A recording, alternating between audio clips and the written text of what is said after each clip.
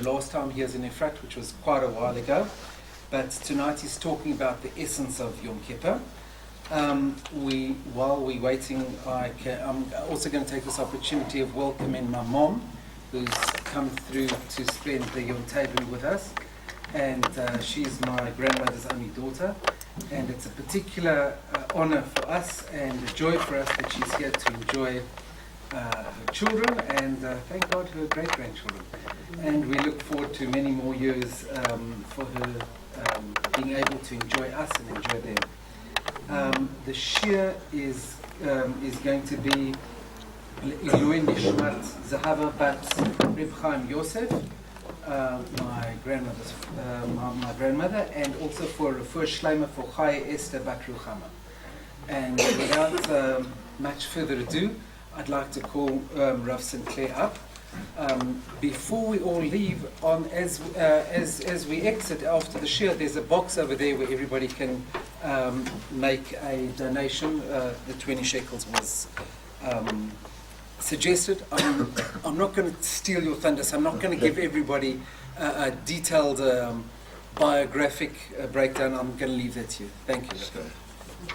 Thank you, Dr. Glassman. And first of all, I must really apologize very much for being late. We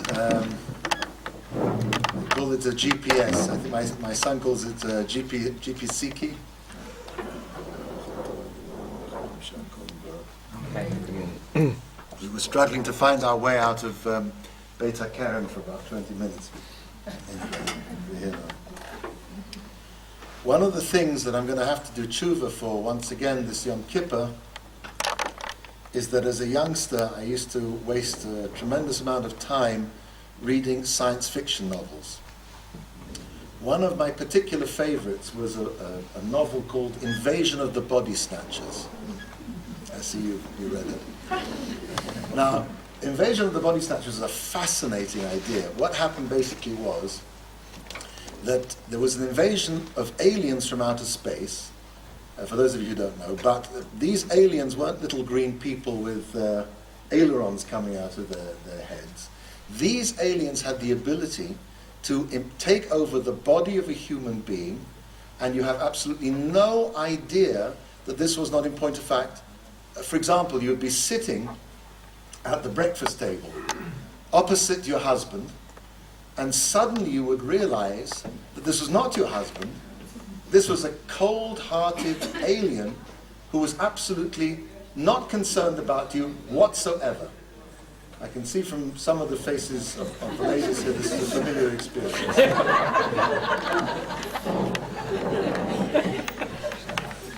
Forgive me, gentlemen. I've also been there. All right, that's okay. The power of the Yetzer Hara is that he's a body snatcher. The power of the Yetzer Hara is that he manages to convince you that what he wants is what you really want. He takes over your body and he manages to convince you that his agenda is your agenda. That you really want to listen to that nice juicy piece of gossip. That you really want to have that extra piece of cheesecake or that extra portion of cholent. Of course, not both together, chas v'chalila, we're very frum over here, but the Yetzer Hara is always working away. And the job of a Jew is to figure out, will the real me please stand up? And it's very difficult. Because as we say, the Yetzer Hara works in very subtle ways. One of the central parts of the Avoda of Yom Kippur are the two goats. One is sent to Azazel, and one is sent to the Mizbeach. Sa'ir LaHashem, that's the one that goes on the Mizbeach, and Sa'ir LaAzazel, that's sent out to the Midbar. In fact, there's a posuk, we read it in the Haftorah a couple of weeks ago, Ves hatzfuni archik me'elechem. Says the Novi Hosea, the tzfuni, I will distance from you, v'hidachtiv, and I will push him off, el eretz tzio, ushmeima. I'm going to push him off to the desert. There's a mystical concept, and of course it's beyond our grasp exactly what this means, but I'll tell you what it is. The Yetzer Hara lives in the desert. As I said, whatever that means, it's a deep idea, it's not for now.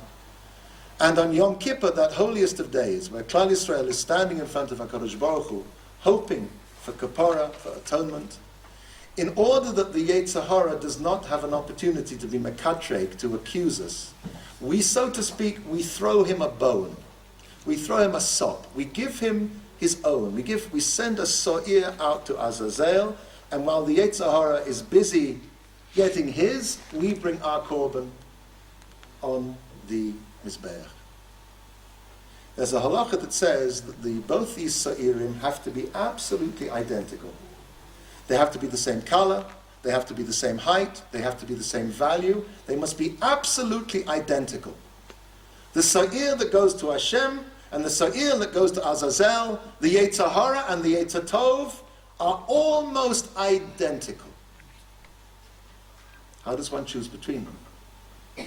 How does one distinguish who is me and who is the body snatcher?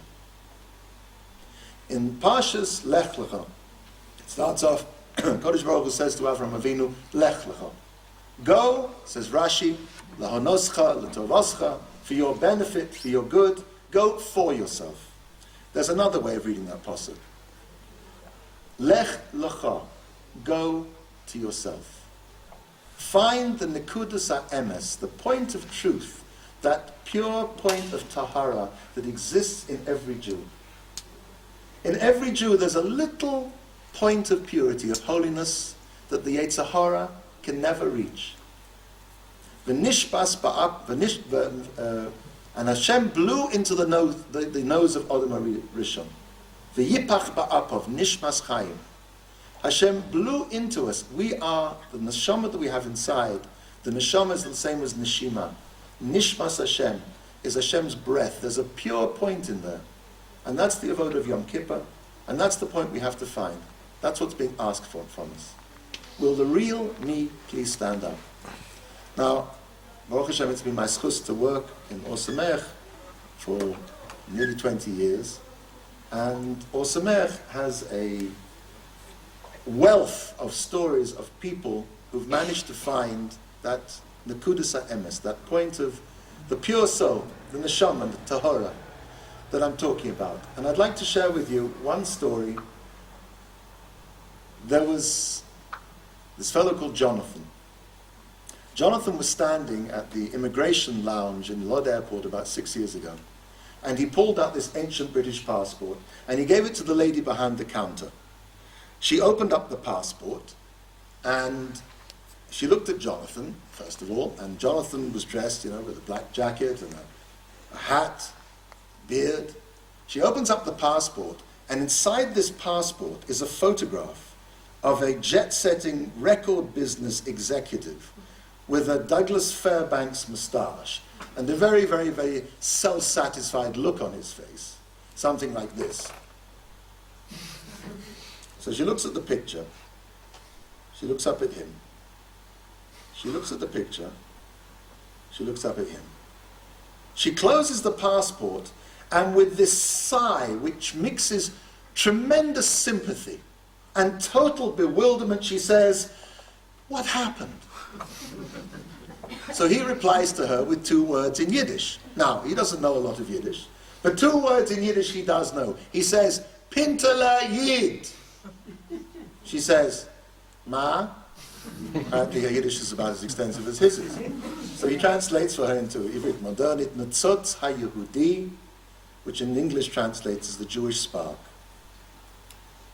Little Pintele Yid, the Jewish spark, and however far a person becomes alienated from the beliefs and the traditions of our fathers and our forefathers, there's this little Pintele Yid that goes on burning and burning like a little candle in the night. And it never, ever goes out. Some 6 years before this incident happened, and reflecting the passport photograph, Jonathan was a successful music business executive. He produced a 4 million selling album. He had 4 platinum records neatly lined up there on his mother's living room wall. He built the first 24-track recording studio in Europe. He had the music publishing of one of the biggest hit musicals of the decade. He had this Mulliner fastback Bentley Continental, about 3/4 of a block long, with a pure aluminium body. They only made about 150 of them. Inside is this pure leather upholstery of burgundy and cream leather that 15 cows have had to die for. In front of you in the dashboard, there's this veneer of mahogany veneer, which is completely symmetrical. You can't tell any difference between the left and the right, the veneer on the left and the right. And in the middle is this Smith's limited edition analog clock, which is ticking away, ticking away. I promise you, this car is so quiet, you can hear the minutes of your life ticking away, and he's driving around town, and he's looking at them, and they're looking at him, and he's looking at them, and they're looking at him, and he's eating steak for lunch, and steak for dinner, and steak for breakfast, and steak for steak. And he thinks to himself, is that all there is? Is that all there is? This is what people go crazy for, that they climb, they clamber up to the top of the ladder, clawing their way over everything and everybody in their way. That's all there is. That's what it is. You know, in life when you have a failure, I think everybody knows the feeling of failure. You know, the elevator just plummeted through the bottom of your stomach. You blew it. It's not a good feeling. But when you're a success and you have everything that everybody wants, and you see people looking at you thinking, wow, this guy, he's got ill. And you think to yourself, if they only knew. So Jonathan didn't know what to do. He made the following calculation. He said, you know something, you're never going to be happy in the music business.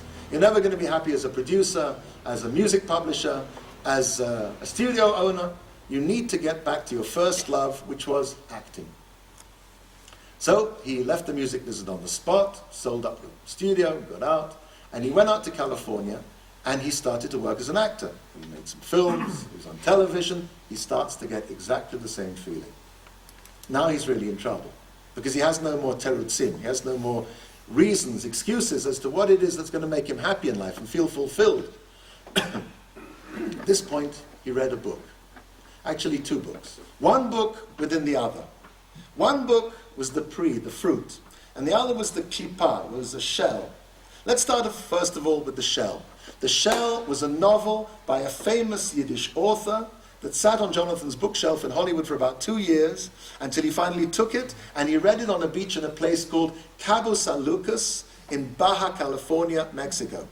Now, for those of you who don't know, Cabo San Lucas is the place where, when the pressure of doing nothing in Hollywood gets too much for you, you can go down to Cabo San Lucas and do nothing down there instead. And Jonathan took this book, and he read it, and it hit him between the eyes like a juggernaut. It was a brilliant novel.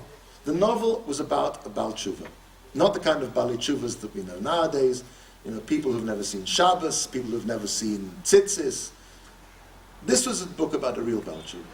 Someone who'd grown up in a shtetl in Europe before the war, and Nebuch, when the Nazis, Yimach, Shemam, V'zichrom, rolled over that little shtetl, and they rounded all the Yidden up in that little town, and they herded them into the shul, and they got the priests to walk in there and lecture them about their aveiras and why it was that they were now going to be punished.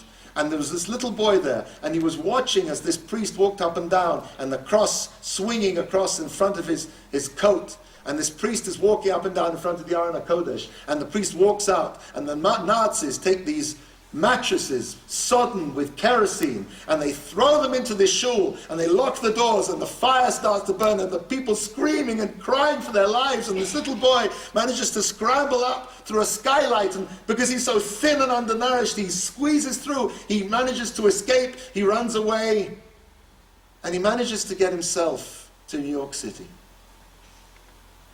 He grows up in New York City, and Nebuch, as a result of what he saw in the war, he turned his back on the Rebbeinu Shloilem, he turned his back on Yiddishkeit, he didn't want to know anything about anything. And who are we to stand in judgment on people like this that went through such an experience? He falls in love with a girl in New York City. They get married. 2 months after they've got married, he comes home from the office one day at lunchtime. He never comes back at lunchtime. takes his key, puts it in the lock, he opens up the door, and he sees in front of him a sight that he cannot believe what's going on. There, in the living room, is his wife kneeling down and praying to a cross. He stands there, transfixed by this terrible sight. And then he runs into the living room, he runs into the bedroom, he rummages around in the closet where he has, he knows, a few $100s. He grabs the money, stuffs the money into his pockets. He runs out of the apartment building. He runs down the 11 flights of stairs all the way down to the ground floor. And he runs out of the apartment building. He's running, he's running, he's running. He doesn't know where he's running to. He's just running away. And he runs all the way down to the Lower East Side of New York City. Down there where all the Jews came off the boats from Europe. And as he's running down this little side street down there on the Lower East Side, somebody steps out of a shtibel and cries out, "Atzenta! Atzenta! A 10th man." Somebody needs to say Kaddish for his father and they can't find a 10th man. And literally as he's running down the street, they grab him, they pull him in off the street. And he hears, "Yizgadel v'yizkadesh Amen Ramo. V'yolama divrach Yosef yamlich malchusei. V'chayei choin, v'yoymei choin, v'chayei d'chol beis Yisrael. Bagalav v'izman karev yimru." And his heart shatters inside him. He finds himself standing there with tears pouring down his face. He hasn't heard Kaddish in 23 years. He stands there a very long time, getting himself together. Everybody else leaves the shul. He pulls himself together. He walks out of the shul. He walks a few blocks down the street and he turns. And he finds himself looking in the window of a Jewish bookshop. In the window of that bookshop was a book. That book was Mesilas Yesharim, The Path of the Just, by Rav Moshe Chaim Luzzatto, Zeicher Tzadik B'Kodesh Levrocha, who was born in Italy and died here in Eretz Yisrael 260 odd years ago. And as he sees this book, a change comes over him.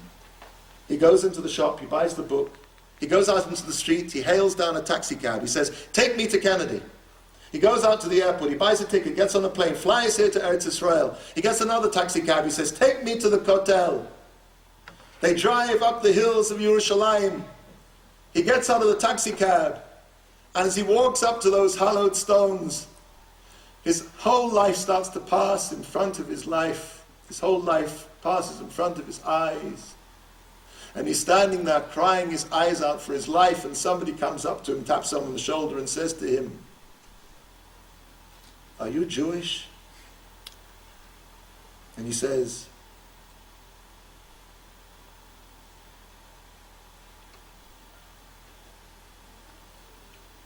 "Yes. Yes, I'm Jewish." He says to him, "Would you like to come for Shabbos?" And he says, "Yes, I think I would. I think I would." And he leads him back through the streets of Yerushalayim, Yer HaKodesh, B'leil Shabbos. Anybody who's done this knows what I'm talking about. To walk right down the middle of a main road, right down the middle. You do this any other time of the week, you'll be instantly mown down by a number 4 bus. Now there's nothing there. Nothing except little children dressed up in their Shabbos finest. And the odor of diesel fumes has been replaced by the scent of Shabbos cooking wafting on the cool night air. And he's led into this beautiful, humble home. And the light that shone off that Shabbos table, Jonathan was fascinated by this novel. So he did 2 things. He got off that beach in Cabo San Lucas. He flew back to Los Angeles, and he was fascinated to know what was this book, the Mesilas Yesharim, that had had such a powerful effect on the hero of the novel. He went down to Fairfax, in the Jewish section there in Los Angeles. He bought a copy. And for the next 3 months, Mesilas Yesharim with Jonathan's bedtime reading. Now, if you know anything about Mesilas Yesharim, that's going to be a very strange statement, because Mesilas Yesharim is nobody's idea of a bedtime book. Why do you read a book at bedtime? You want to fall asleep. Mesilas Yesharim is a very difficult book. You know why it's so difficult? Because it doesn't teach you anything you don't already know. And that's the most difficult kind of information to inculcate into a person. Because we all have certain vital life information that we store away in the back of our head, we throw it in our trunk, and we put a padlock on it, and we spin that lock, and there it'll stay for the rest of our lives, totally unaffecting us, unless we make the effort to connect to that. The Mesilas Yesharim is really not a book at all, it's more like a blowtorch. It's a blowtorch that gets you into that lead-lined chest, where all life's essential information which has been bequeathed is stored and puts you in touch with it. But like a blowtorch, it doesn't work immediately. And that's why the author of Luzzatto says that you have to keep reading it and reading it and reading it and reading it. That was Jonathan's bedtime book. And yet on that most superficial of readings, Jonathan would tell you that that was the moment that changed his life, reading Mesilas Yesharim. Anyway, that was the that was the fruit. What about the klipa? You're living, picture this yourselves. You're living in Hollywood, and you've read a tremendous book, a novel. So what do? You try and make it into a movie, right? Right. So he got on the phone and he rang up the agent, and he wanted to know, was the book still available to make a movie? So they started to talk, apparently it still was, and he started to make negotiations, and he thought to himself, before I get too far with this, maybe I should find out whether this thing has what they call in Hollywood legs. Is it going to go anywhere? So he bought 5 copies of the book. He gives them out to people whose opinions he trusts. He says, I want you to read this book. Tell me, is this a movie? He calls them back a week later. Their unanimous response is the equivalent of, yeah. Now, I don't know if this book ever was made into a movie, but in a rather strange way, rather than make the movie, Jonathan became the movie. Scene 1, Copenhagen, Denmark. Jonathan gets invited to play Dracula in a comedy musical in the Tivoli Gardens in Copenhagen in Denmark. Now, every actor wants to play Dracula, right? If for no other reason than you'll be able to say, in Bela Lugosi's Deathless Transylvanian, good evening.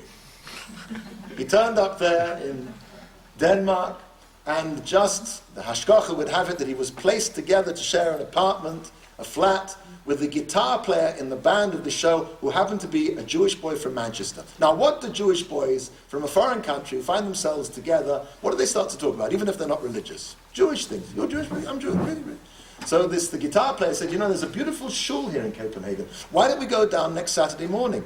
So John said, okay, why not? So next Shabbos morning at the bright and early hour of 10:30, they trooped down to the shul, and Jonathan's sitting there minding his own business. And so he suddenly realizes that the shamus, the gabbai, is making a beeline for him. Now this fellow is very impressive. He's got this long coat and this flat Flemish painter's hat on, and in his hand is this velvet cushion on which is a silver plaque, a silver ingot, a silver plate and on that silver plate is an inscription with Hebrew letters.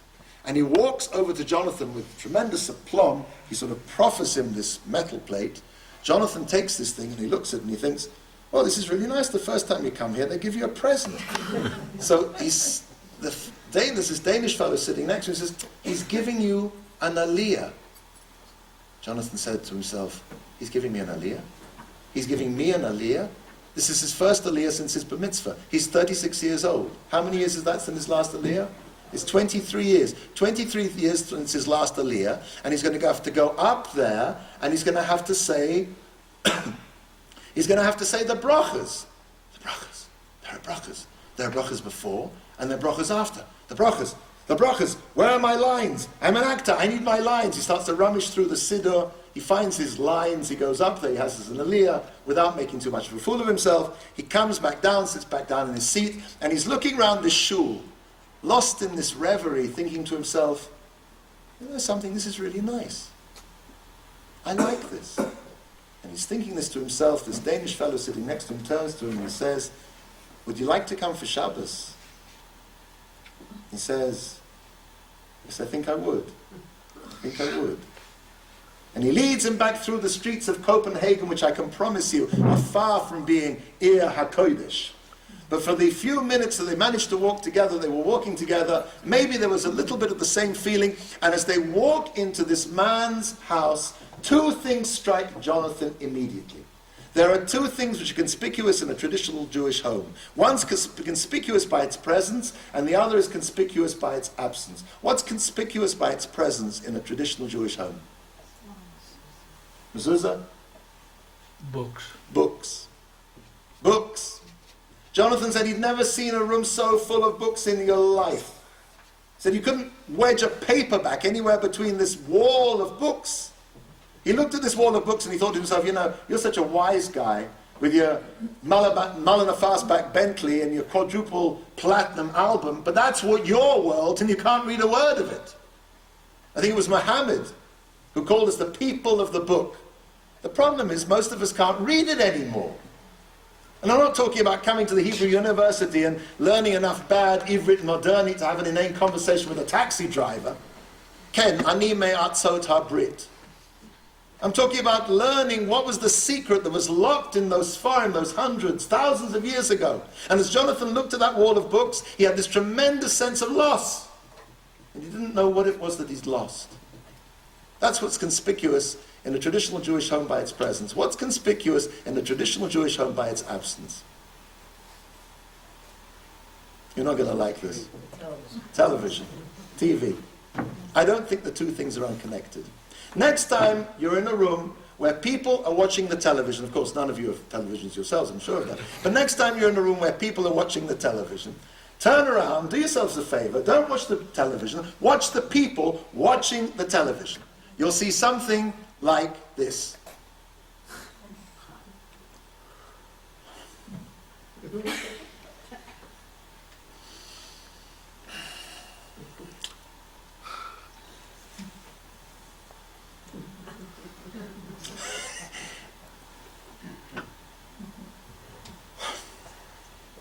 I'll take that picture for one moment, and we'll leave aside any discussion as to content.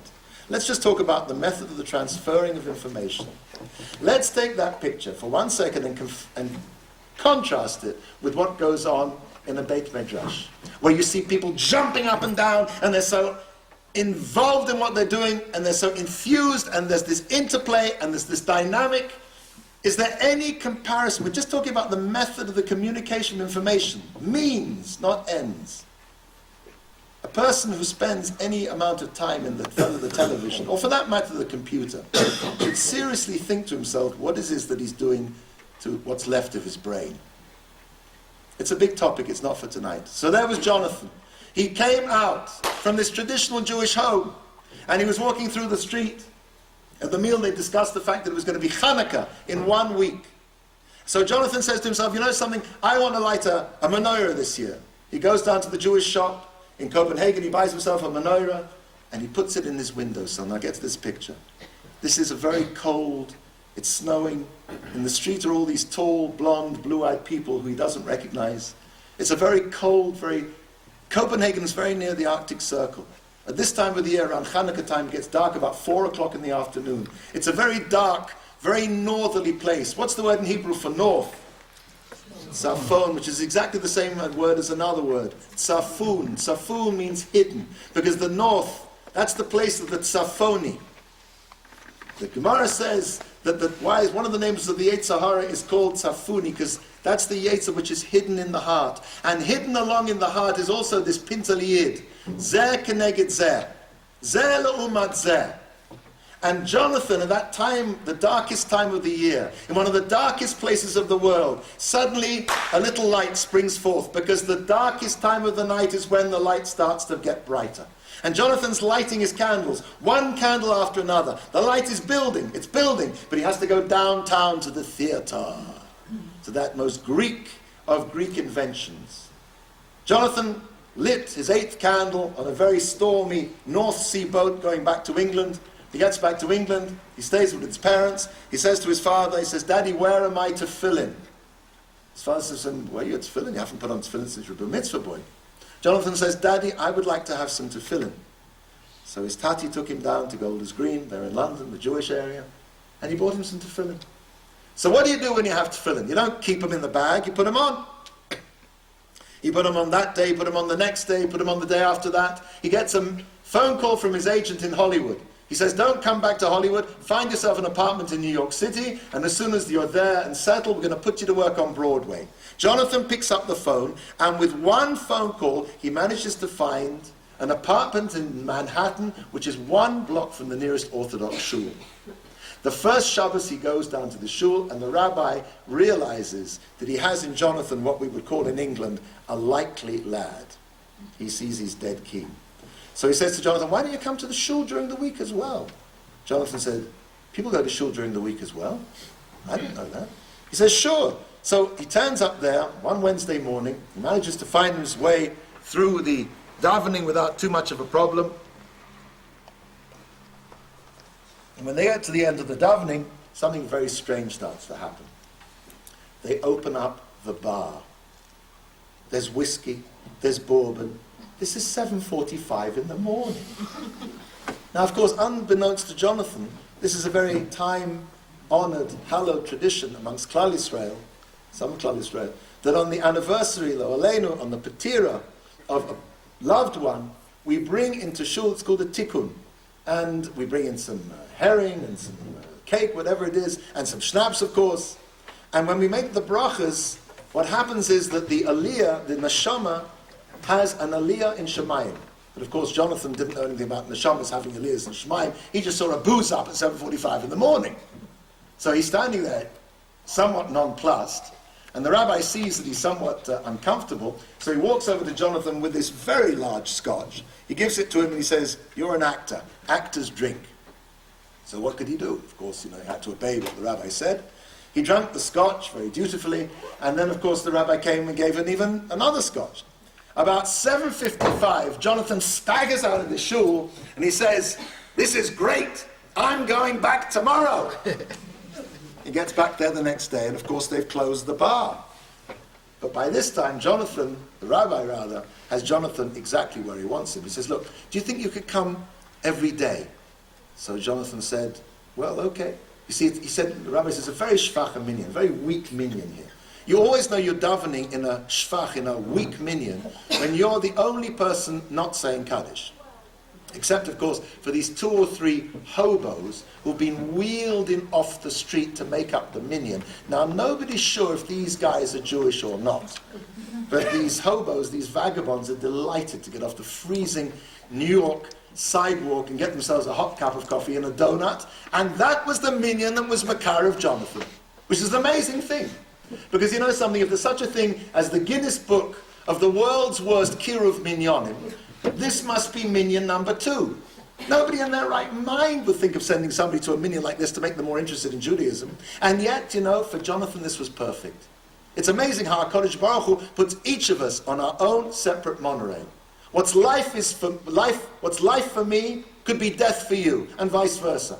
And for this was perfect for Jonathan. Because if you'd send him up to the Upper West Side, to one of these, you know, all whistles and bells, kiruv and minyanim, where they announce the page in English about 4 times a minute, he said, get me out of here.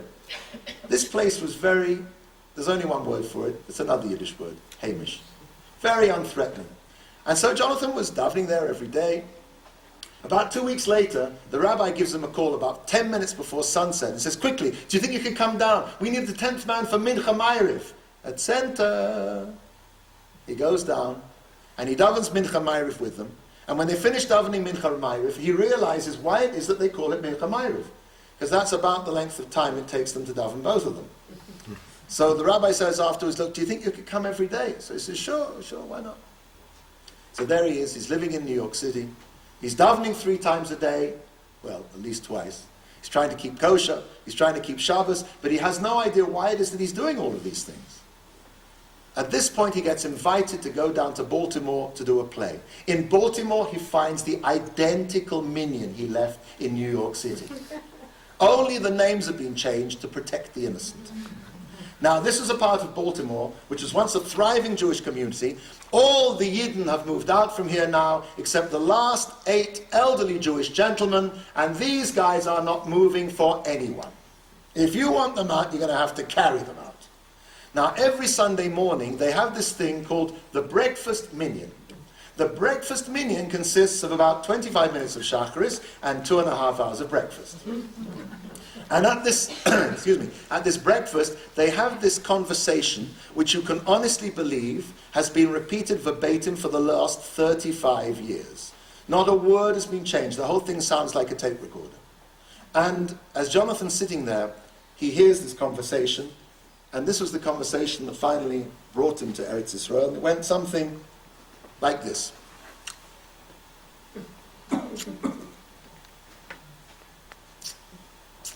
You know, I always wanted to go to Israel. Yeah? So why don't you go?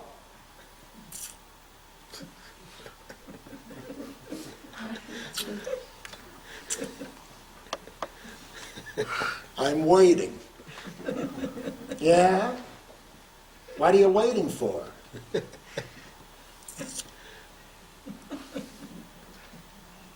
I'm waiting till it's too late.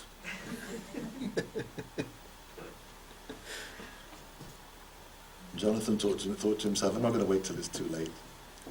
Went up to New York City, packed up his apartment, flew out to Eretz Yisrael, and he sat down with Ul Sameach, and the rest, as they say, is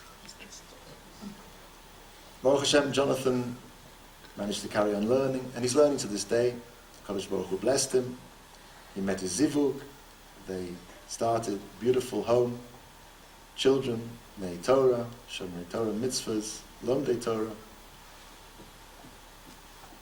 Yom Kippur is the day of the Pintaliyid. Yom Kippur is the day where each of us are asked to find that nakuda, that spark of holiness, just like Jonathan did. One can well imagine the Sa'ir that was sent to Azazel, looking at his identical twin brother. And of course, the Sa'ir La Hashem is sent up and is brought on the Mizbeach before the Sa'ir goes out to Azazel. And he's standing there watching this, the lifeblood of the Sa'ir, the blood being poured on the corners of the Mizbeach, and he must be thinking to himself, what an idiot, look at him. Look at him with his religion. What good did it do him? Look at that. The idiot. He must think to himself, I'm getting out of here alive. A writer once wrote, I forget who it was, no one gets out of here alive. Death is the only thing that we can all be certain of. And sure enough, some 20 minutes, a half an hour later, that Sa'ir finds himself being pushed ignominiously backward over a cliff and his body shattered to pieces. There's only one question in life. Which Sa'ir are you? Who are you really? Are you the Sa'ir who wants to find a little extra time to whittle away your life with the fripperies, the emptiness of this world, with gadgets and iPods, and all of the amazing paraphernalia that Esau has managed to create to distract the Jewish people from our job?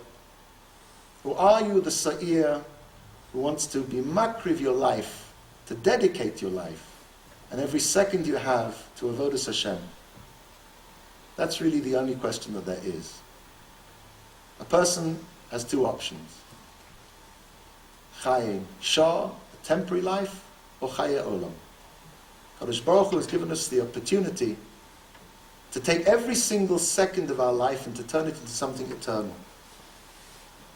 You know, I always think, when you read the eulogies of people in the newspaper, you know, he did this, he climbed Mont Blanc, he went to Everest, he went on a yacht, he sat on the beach, he climbed this, that, and the other. The eulogy of a Jewish person doesn't contain any of these things.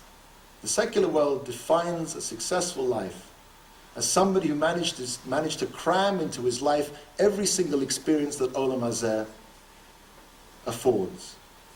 But if you really think about it, life's experiences last for exactly as long as you're experiencing them.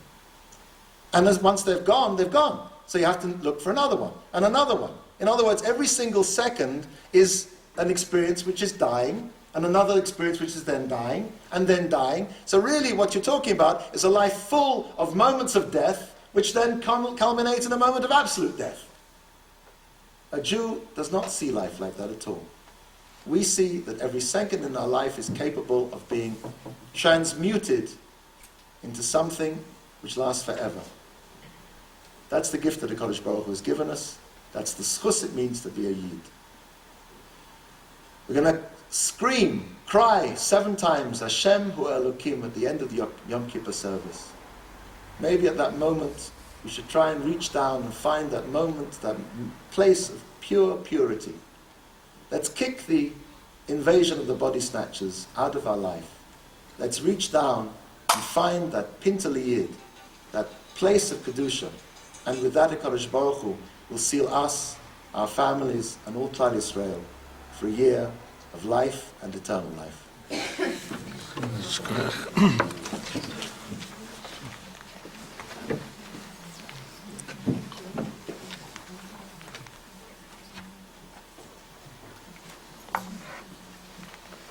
I'm deputizing for Johnny because he's normally the man who does the introductions and the thank yous. But what we're talking about, I think they never get a chance for being recognized, for continuing to help all of us here in Efrat for all they have done and continue to do.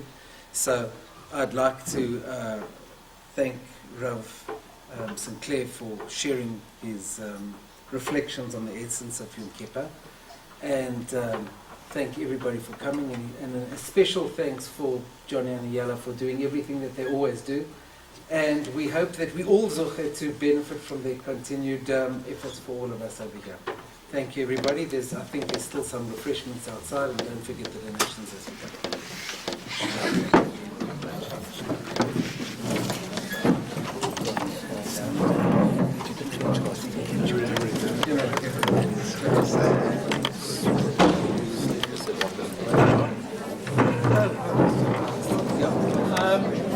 For those men who haven't done Mariv yet, we'll go straight through to the small bites Medrash and we'll done Mariv. For anybody who has done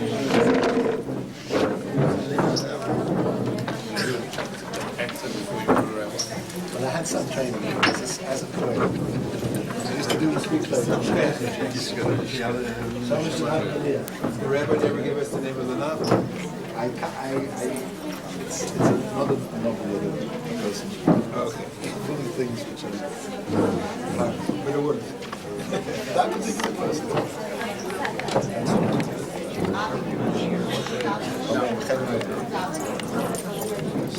We'll go home.